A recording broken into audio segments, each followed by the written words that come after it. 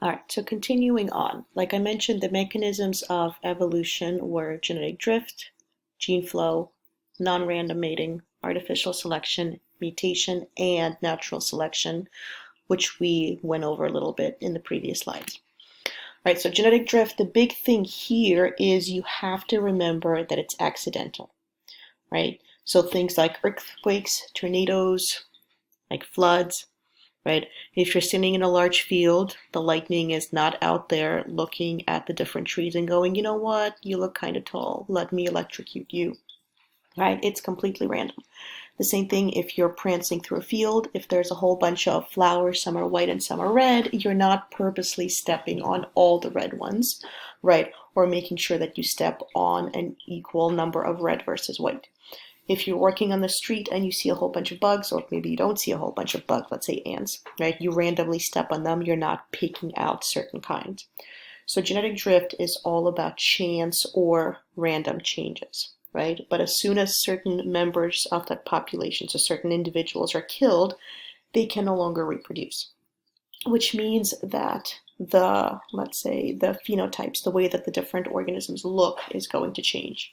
And over time, the ones that reproduce will not look like the original population, right? One example of genetic drift is called bottleneck effect. Again, you have, let's say, a whole bunch of butterflies and there is a huge storm and a whole bunch of butterflies die off, right? So you started off with having purple, red, green, and blue butterflies. And after the storm, the only ones who survive are the red and the blue ones. Right, so randomly the green and the purples got taken out, plus one of the blue, and the only ones left behind are the red and the blue. Once these reproduce, you will have a number of individuals that are red and blue, and the whole population at the end looks very different than what you started with, right? If we're adding numbers, let's say there are 6 butterflies that we started with, right? 2 out of 6 were green, 2 out of 6 were blue, 1 out of 6 was purple, and 1 out of 6 was red. And then what we end with is actually 50-50, right? So it's 50-50 for blue and red. No greens, no purples. So you can see that the frequency of the type that you'll find is changing. And again, it's random because the natural disaster did not purposely kill off the purple and the green butterflies.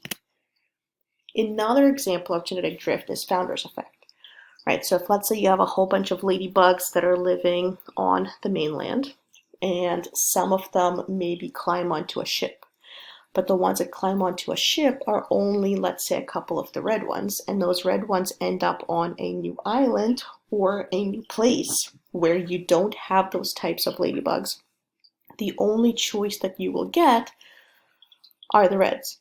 Right? So maybe you started off with a population in, let's say, North America, in New Jersey, that is half red and half green, and then the ship got to, let's say, Puerto Rico, and all the red ones climbed off the ship, and now you have 100% that are red. So you can see that a newly founded population does not necessarily represent, in this case does not at all represent, the original population. But again, this is random. It's not like these ladybugs are sitting there going, you know what, all the red ones go this way, all the green ones will stay here. It is completely random. So again, we talked about what a population is. This time we're talking about 2 populations, right? So let's say we had deer living in Highland Park, that's population 1. And then we had deer living in Bound Brook, that's population 2. So we're still in 2012, we're still in May 2012, we're still looking at the same species of deer, but now they live in 2 different places, right? So gene flow is if, let's say, some members of the population from Highland Park wander over to Bound Brook and start reproducing with those deer. Or in this example, like you see here, you have a whole bunch of green bugs, you have a whole bunch of brown bugs, and one of the brown ones comes over into this green population.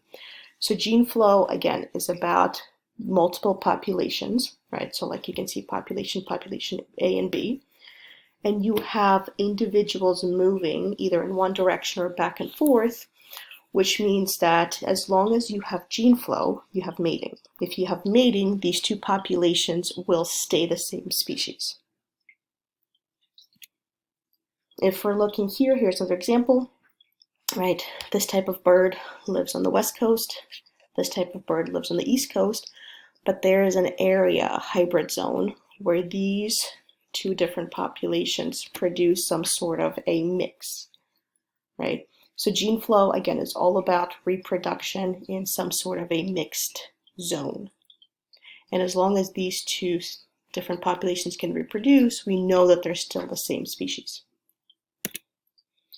If we're looking at non-random mating, what this is showing you is that this brown bug right here, if it has an equal chance of mating with each one of these bugs of different colors, then that's random, right? But if the only choice that it has is to mate with this brown bug, the same phenotypes, the same physical appearance as itself, we know that's non-random mating. Right? You can think of artificial selection as a type of non-random mating. Like, let's say you are a farmer and you want a certain type of a tomato. You're not just going to throw a whole bunch of seeds and then let those plants fertilize one another, right? You're going to make sure to pick the traits that you want and get the type of plant that you want. Another thing is, let's say, dog breeds. So if you want to have a purebred dog, again, you're not going to just randomly release your dog into the wild and say, let's see what happens. You're going to choose the traits that you want, right? So artificial selection is as a result of non-random mating.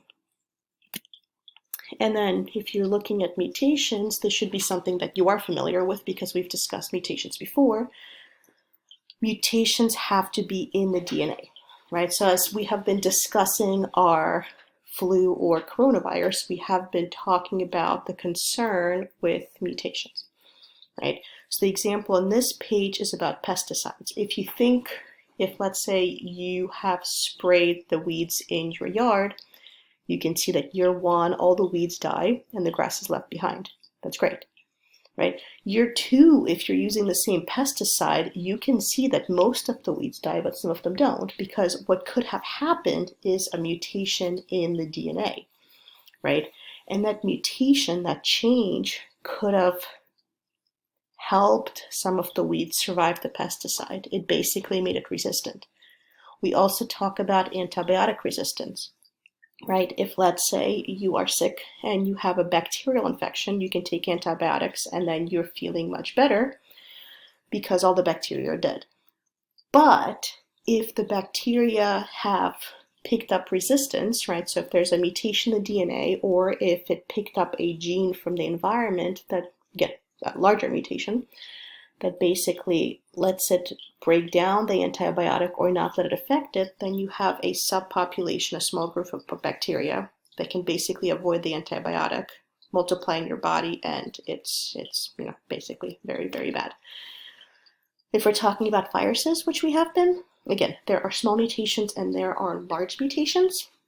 Small mutations we don't worry as much about because if, let's say, the proteins on the virus were circles before and now they look slightly different, chances are your body can still recognize them, or the vaccine that you had might be partially effective, right? On the other hand, the ones that we worry about are the ones where the virus is recombining. So if you're thinking of the flu of 1918, right, the reason why it was so bad is because it recombined, meaning a couple of different strains mixed together, and now what you see is completely different than the old strains that you had, right? So again, this is one of our biggest concerns with this virus is we want to make sure that the mutations that are happening, and we know they are happening, that the mutations are small rather than big, right? And then last, we talked about natural selection. If you look at the notes and you click in here, there is a video link. Take a look at that.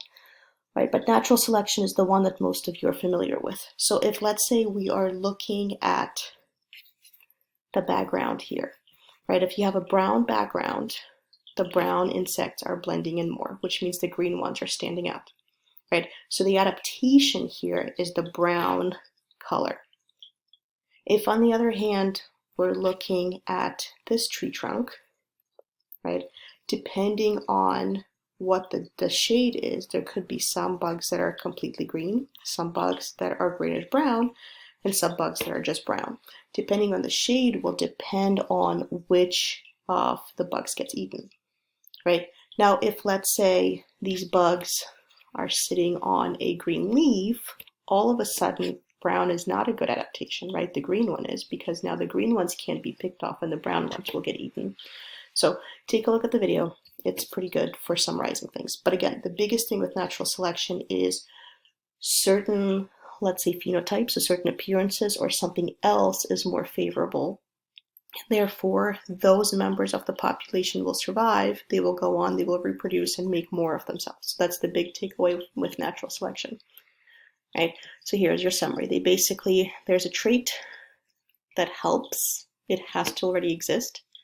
Right? It's in a small subset of the population, or it could be in a larger subset, depends on what it is, but not everybody has this trait. Once the environment changes, this adaptation or this favorable trait will help certain members of the population survive. And when those survive, they're more successful, right? And the goal is to reproduce. And this way you can make more offsprings that look like you. So as long as the environment doesn't change, that adaptation is great. Right? If the environment changes again, those members of the population might not be favored, right? Maybe next time a different color or a different trait or a different beak size is favored, depending on what the background is or what the food source is or what the temperature is. It all depends on basically the environment, right? And then the last thing is, on Friday, I will post a quiz based on this material. Obviously, it's open notes because you're home. But you will be asked to either read an article or you will be asked to watch a video. And then you will be asked to write a free response. Before you do that, right, the assignment will post at 9 a.m. But before you do that, please come to the Zoom meeting. It's at 1:30. You can ask questions. We can talk about any of these mechanisms, so if you're still confused. But please don't work on this assignment until after the Zoom meeting. This way, if you have any questions, you have a chance to ask them as you go.